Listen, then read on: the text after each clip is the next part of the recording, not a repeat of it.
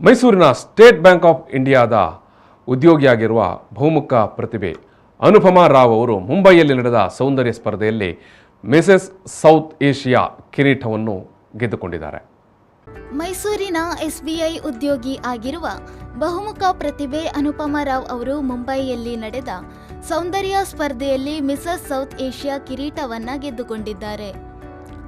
ಮುಂಬಯಿಯ ಸಮಂಕಿತ್ production ಹಾಗೂ ತುಷಾರ್ ದಾರಿವಾಲ್ ಈ ಪೇಜೆಂಟ್ನ ಆಯೋಜಕರಾಗಿದ್ದು, ಈ ಸ್ಪರ್ಧಾಕೂಟದಲ್ಲಿ ಗೆಲ್ಲುವ ಮೂಲಕ ಅನುಪಮಾ ರಾವ್ ಅವರು ಮುಂಬರುವ ಅಕ್ಟೋಬರ್ ಅಲ್ಲಿ ಸಿಂಗಾಪುರದಲ್ಲಿ ನಡೆಯುವ ಮಿಸಸ್ ವರ್ಲ್ಡ್ ವೈಡ್ 2022 ಸ್ಪರ್ಧೆಗೆ ಆಯ್ಕೆಯಾಗಿದ್ದಾರೆ.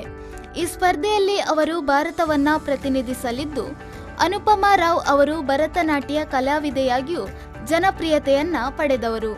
ಅನುಪಮಾ ರಾವ್ ಅವರು ಅನೇಕ ಸಮಾಜಮುಖಿ ಸೇವಾ ಕಾರ್ಯದಲ್ಲಿಯೂ ತನ್ನನ್ನ ತೊಡಗಿಸಿಕೊಂಡಿದ್ದಾರೆ. Bureau news B4 Karnataka.